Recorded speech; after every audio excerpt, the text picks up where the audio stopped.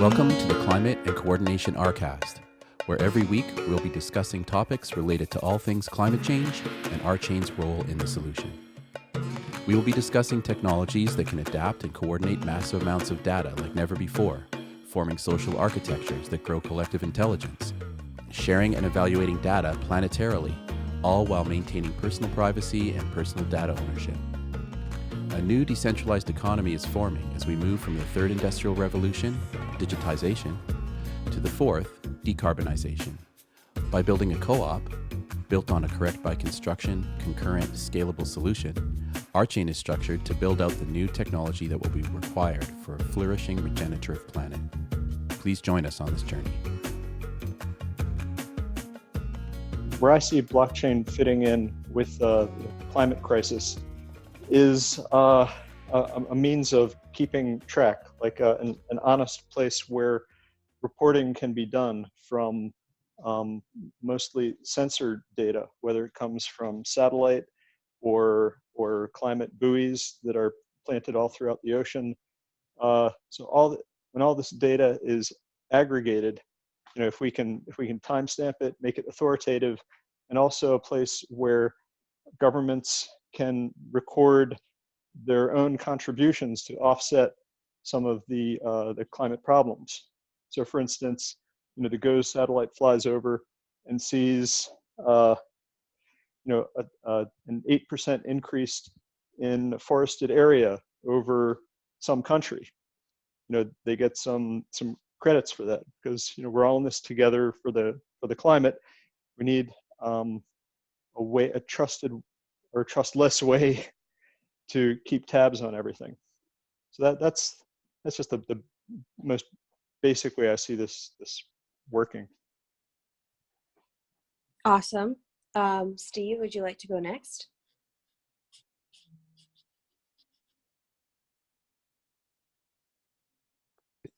Hi, everybody.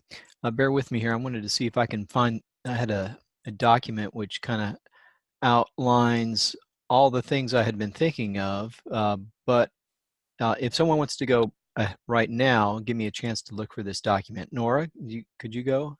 Oh, sure. Yeah. Well, I mean, there's so much potential. There's a lot of different things that I think blockchain can do for the climate. One thing that I think is just most obvious is banking the unbanked in the refugee crisis, because a lot of refugees are actually climate refugees, which a lot of people don't realize. People are like, well, where's the big wave of climate refugees? Well, a lot of people that have gotten swept up in this crisis at the southern border of America are actually climate refugees, which we don't really talk about. But a lot of them have stated that they left Central America because they were not able to grow crops.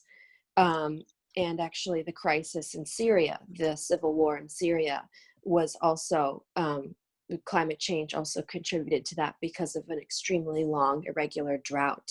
So I think that just from a financial perspective, I think that blockchain could really help those people be able to just have identity solutions and financial solutions just to be able to weather those uncertain times, because we're going to have a much more fluid planet, I think, going forward over the next 20 or 50 years.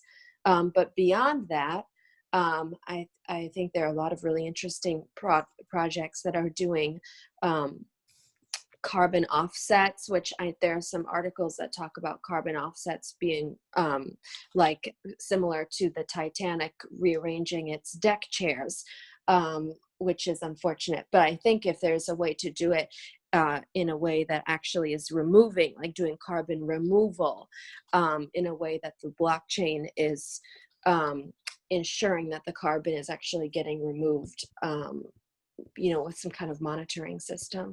I think that is really fascinating. And then also another fascinating aspect of blockchain and climate is also doing a P2P energy swaps on the grid. which I think is really interesting as well. So just doing, like, I'm not sure if I'm saying it exactly correctly, but there's a lot of different companies that are trying to focus on solar panel energy management using blockchain, which more efficiently distributes the energy around the grid. So I think all of that stuff is really relevant, and there's so much more, but those are just a few things that I think are really exciting and will become increasingly more important. Cool. You mentioned banking the unbanked. I just heard this story about New York State Assemblyman Kim, who's working on this project, kind of like a Venmo, or a public simple payment system. Yeah.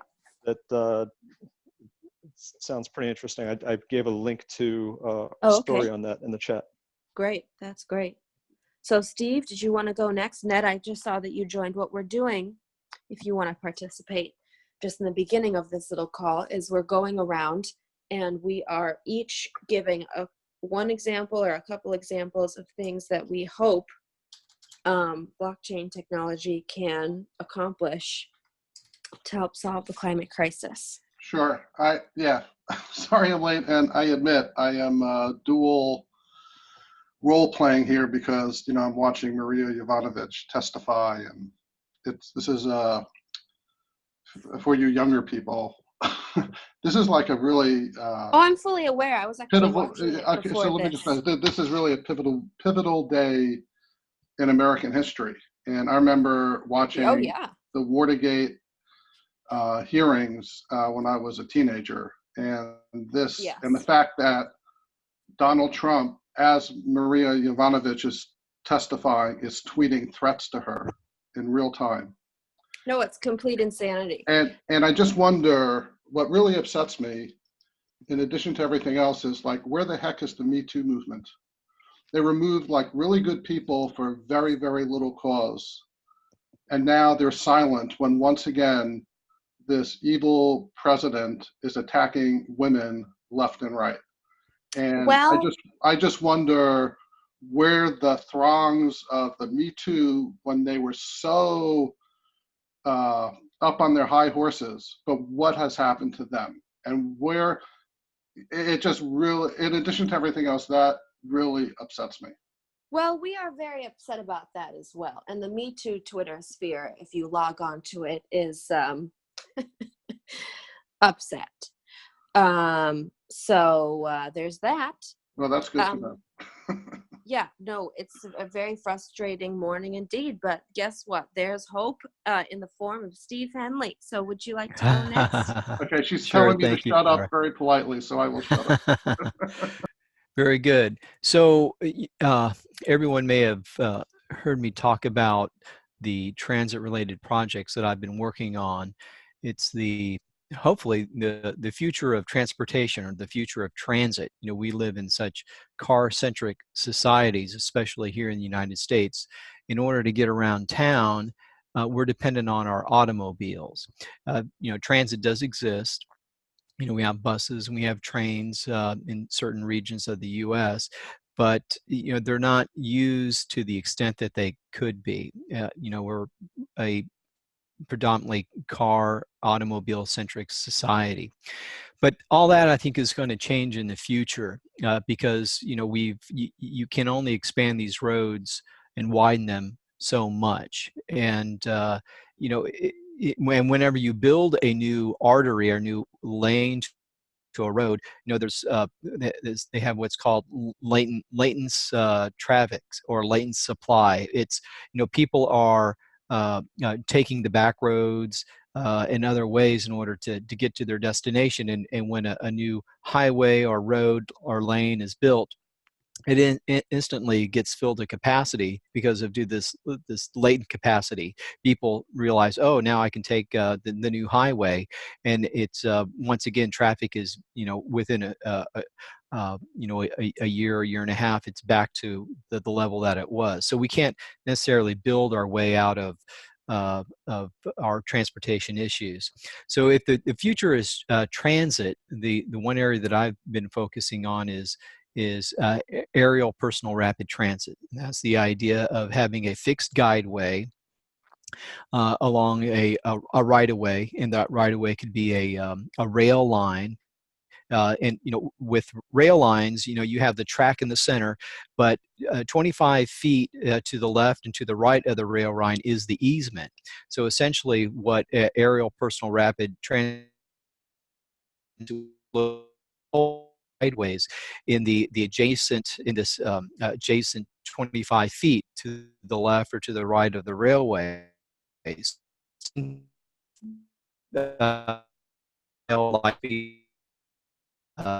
Light rail trans up in the air, and we would subscribing to or licensing the aerial right away, such as what utility companies do.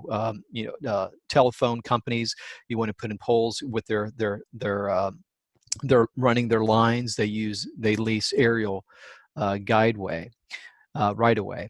So in this world of where transit becomes more gets more popular, or gets reintroduced and people start to use it more, I envision this world where we have not only aerial transit, but we have autonomous vehicles, and you can interconnect between those forms of transits and others, such as ferries across waterways, and perhaps the bus and rail as well. But it's all in this ecosystem of transit.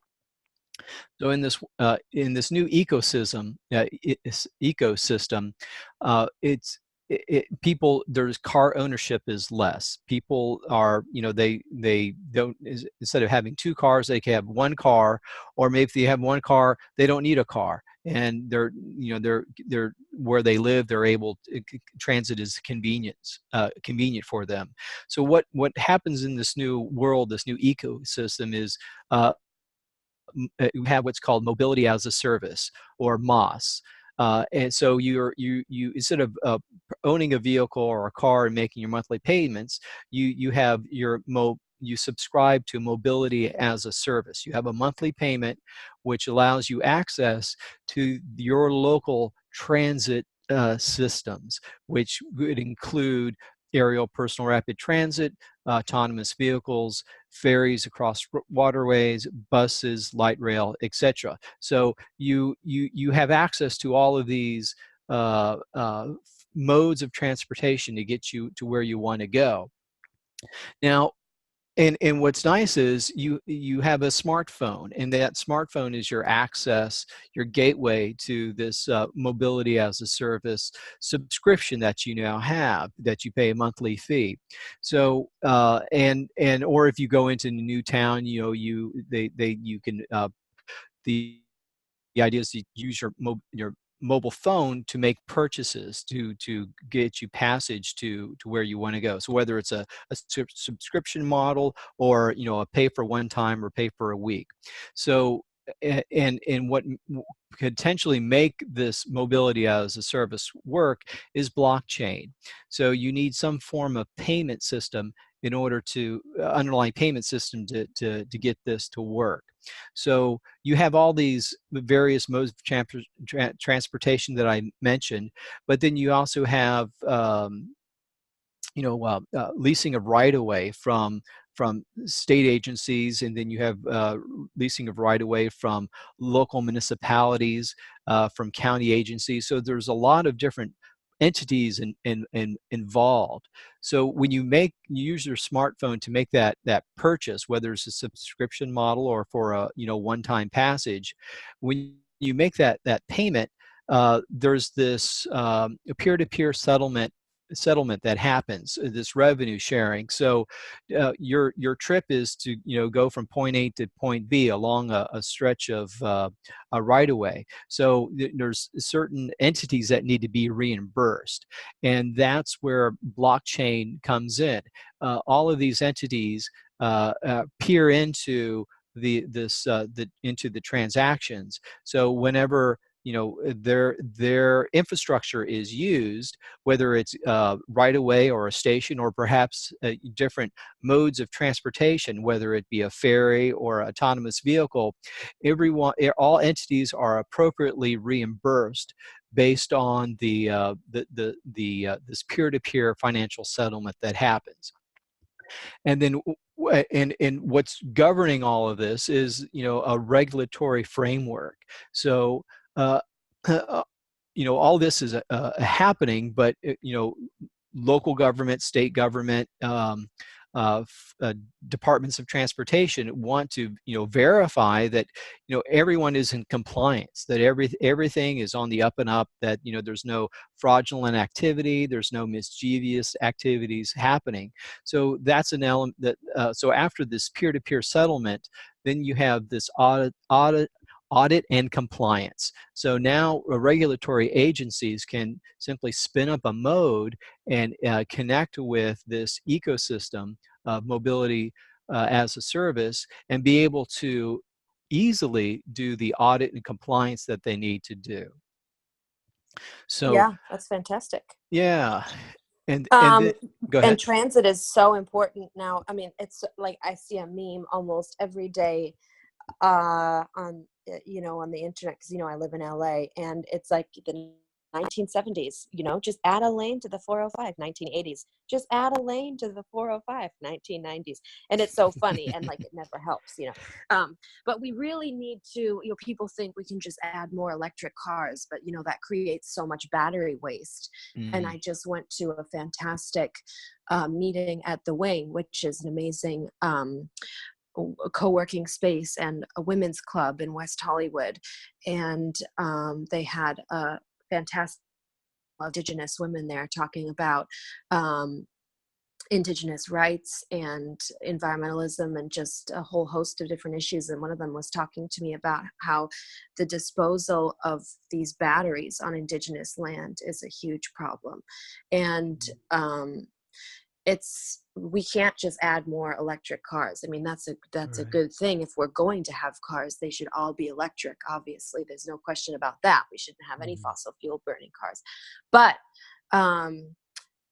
we can't just keep adding more and more and more cars, because there isn't going to be space. So I think obviously mass transit is going to be such an obvious solution. Right. So Ned or Christian, sorry to moderate this whole thing, I just want to make sure that Derek has something, that he's able to edit that, can work for his podcast. So Christian or Ned, would either of you like I was on mute. Yeah, so, as you guys were talking, there was something, I don't know if you guys remember, we were talking, they weren't a portfolio company, but I met them, I think at SF Blockchain, and they were, I think they were from India, but they were working in Africa to bring electricity, like solar power electricity, to villages in Africa that had no electricity, which is kind of more the majority over there, and using the blockchain to distribute the power and the revenue from the power amongst the village.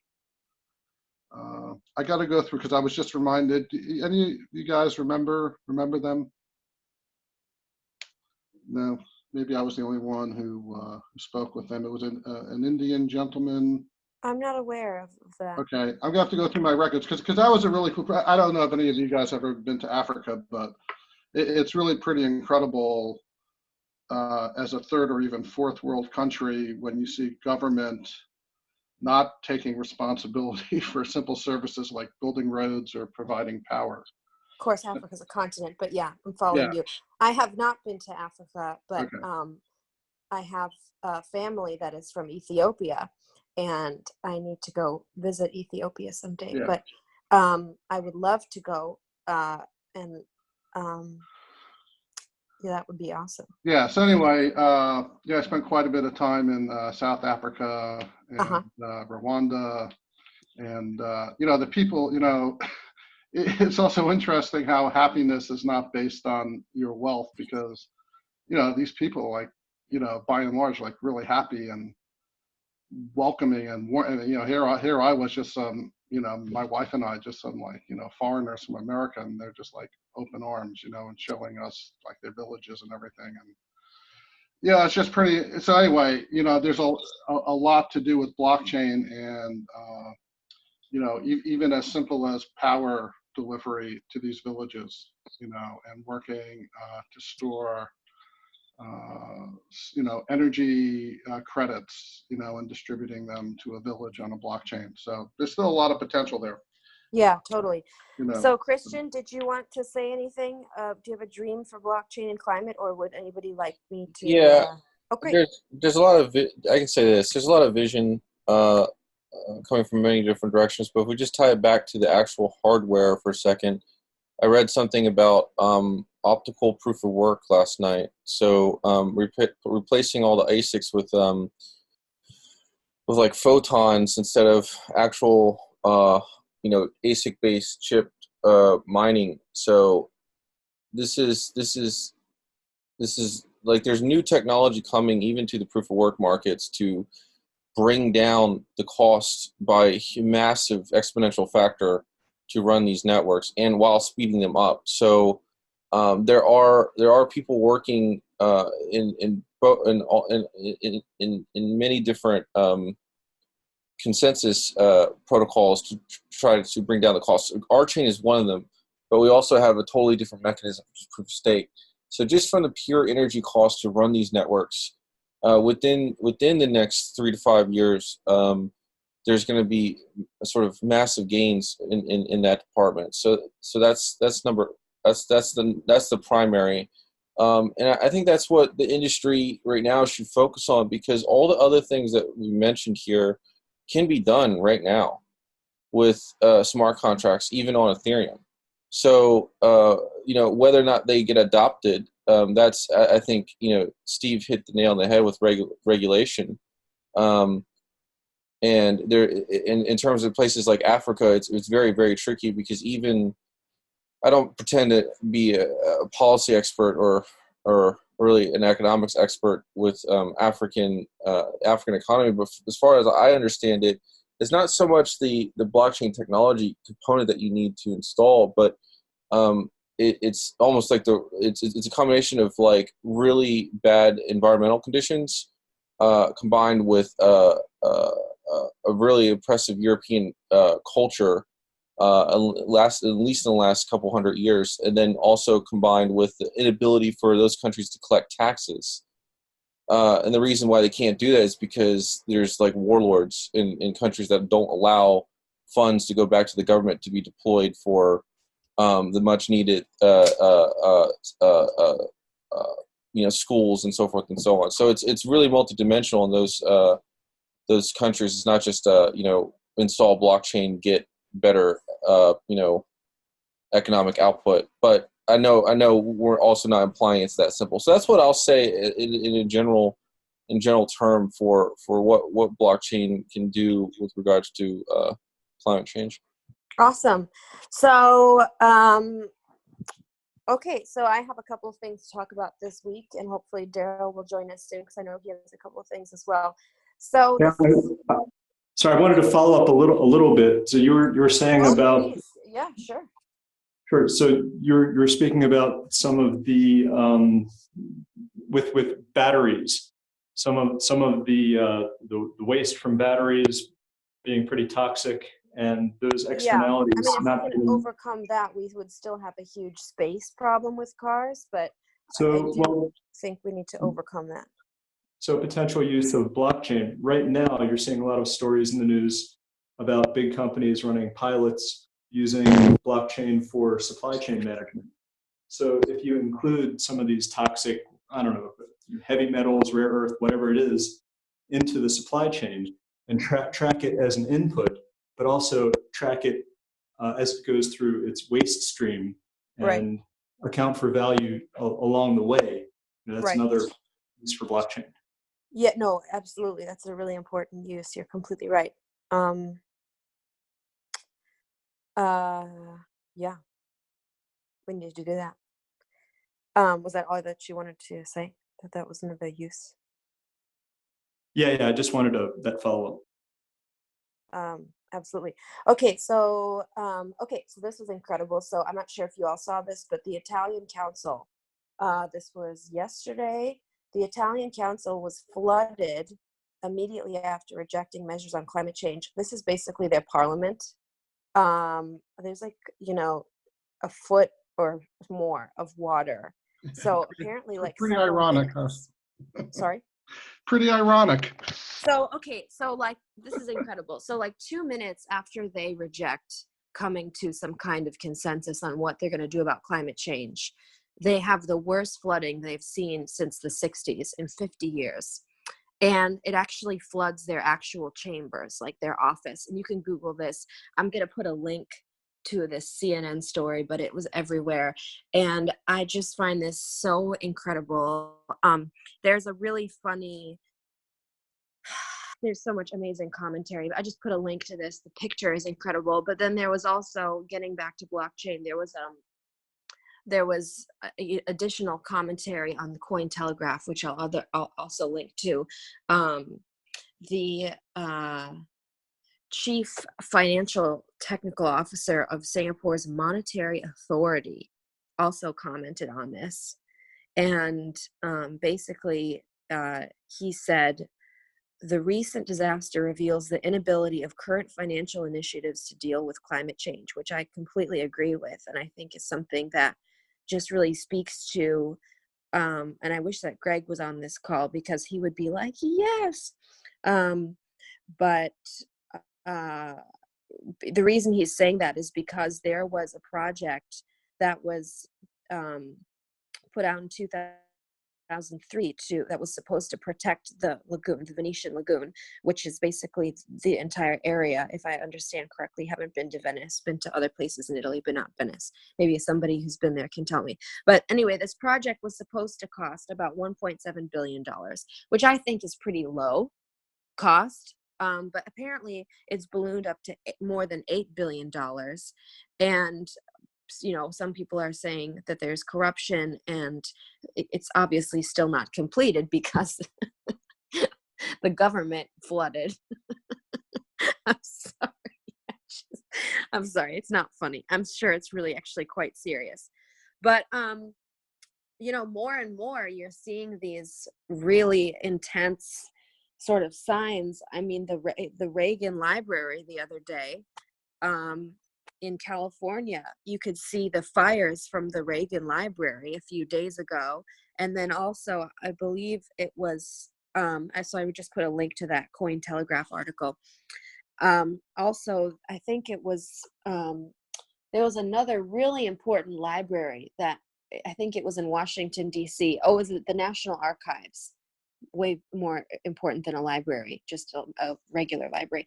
The National Archives, I believe, was flooded recently as well, in a historic, completely unusual flood. So I just think it's really crazy that all over the world, in Italy and the West Coast and the East Coast, you're having these government-tied historic places that are being touched by different forms of the climate crisis. So there's that. And then one other point I wanted to mention, and this is what I really wanted to debate, and I thought it might be interesting just to get everyone's viewpoint on this, or whatever else I mentioned. This is from CNBC. It's from last month, but I just heard about it recently. The headline is, Airlines Slam Proposals to Ban Air Mile Programs and Tax Frequent Flyers. So this is an interesting report, and I've heard there are some different people coming out in support of this and also against this. I think it's a good idea. I don't think that people should be flying for free. I think, I don't know about taxing people who fly. I mean, maybe we need to do that, but because I think flying is already pretty expensive, but I know that the cost of flying has gone down a huge amount. I think almost 50% in the last 50 years, which is a lot. But anyway, I'm going to put a link to this report as well, because there's an idea out there that if people are flying for free, that we're just basically polluting way beyond what we should be polluting. And but I guess maybe the rebuttal to that is that if if rich people are just allowed to pollute, then we're just going to keep doing what we've been doing, which is just allowing the richest people in the world to keep trashing everything. And what we really need is electric planes, obviously. Yeah, so Greta Thunberg, you know, she is Yeah. on her way someplace and she took a boat because she won't fly. But you know, this is a difficult situation because to get mass adoption on these movements, you know, you're going to be hard pressed. You know, I give her all the credit in the world and I think it's great, but you know, like if I had to go someplace myself, I don't have the time. So, you know, we got to find ways to kind of get everybody on board here. Yeah, well, I think canceling frequent flyer programs is a great first step, because a lot of people take unnecessary trips that they don't need to take just because they're free, you know? Well, but you know, it's hard for us to make that judgment. Now, I do want to go back to the electric plane. I did see something this week. Yeah. Did you see that the first fully electric plane has just been completed and tested? So Well, I think, they are yeah, coming. they have a few different prototypes for planes. I think the issue is they don't necessarily go very far and they're not very big. They only hold a few people, right? This was like a new. I'm trying to look it up. This was like it made the headlines because of something. Oh, okay. Yeah. Put in a link. Yeah. What do you Um, guys think about any of this? About the council flooding, or about the planes, or about the Cointelegraph article, or any of it? Like, what do you think? oh yeah, this is from NASA. Actually, well, I'm going to post a link to this. Oh, great. Yeah, that's exciting. Yeah. I live pretty close to JPL, the Jet Propulsion Laboratory, which is basically the headquarters. It's not where they launch from, but it's where they command the missions from, if I understand correctly, where like mission control is and everything. I live pretty close to there, and I've gotten to visit it a few times, and it's so wonderful. Let's see. Oh, it's from the Hill. Okay, this is great. Newest airplane is all electric. Wow, this is great. The X-57 designers aim to make the experimental plane energy efficient, quiet, and free of carbon emissions. Wow, this is intense. What a great story. Yeah, I Sorry, mean, I'm like, on mute. I said it's a good start. You know, it's a small plane, but it's a good start. yeah. Oh yeah, and this is just from 3 days ago. So it says at the end, our target right now is to fly this airplane in 2020. Wow. Yeah, I mean, that would solve so many problems. But until then, I mean, like, you know, some people can take trains, obviously. Like, you know, you have to like really plan it out, you know, not saying that everybody can do that, but there are also, I've read also there's been a huge increase in, you're going to laugh, Ned, but hitchhiking via sailboat, which is a style of travel that Greta has now popularized, because that's basically what she does. She just finds somebody with a boat and she says, "Hi, can you take me across the ocean?" And then they say, "Sure." No, so people have been doing that for a while, but I used Well, to actually I'm hitchhike the well, yeah, they've been highways. doing it for hundreds of years, right? Yeah, But I yeah. mean, But I used to hitchhike the highways. I have a lot of road stories. But well, one thing I actually wanted to ask, because I think this is kind of an important, is Steve still on the call? Steve Henley. So Steve, you know, one thing that, you know, I think about when I think about rail, and, you know, it's not like a favorite American mode of travel. And, you know, I've kind of always myself maintained this because it's expensive, but it's also, you have to get to the hub. So has there been any thought like how, except like in the metropolitan, like a downtown metropolitan area, how to actually get passengers to these rail systems that's convenient, and they're not going to have to spend all day just getting to the rail? Well, and so rail technology, that's sort of, you know, 19th century technology. In the in aerial personal rapid transit, you know, the form of transportation is coming. It's going to be point to point, meaning when you you go to a station and you don't have to stop at stations along the way. You go directly to your ultimate destination. And in this new configuration, you'll have more stations spread throughout an area. So everyone won't have to congregate at a main station to in the center of town. Now stations will be more dispersed, and you won't have, and because they're more dispersed, they won't, one station won't be overloaded with people. They'll be smaller in size, so they'll fit nicely into the community. And then because they're dispersed and smaller, then what you have is this point to point. So you don't have to, you're not on a train with other people that have to, where you're stopping along the way and people getting on and getting off. You just go directly to where you want to go. So it's just, I think it's what you'll see is this reconfiguration of how the transit is the reconfiguration of the transit infrastructure. Cool.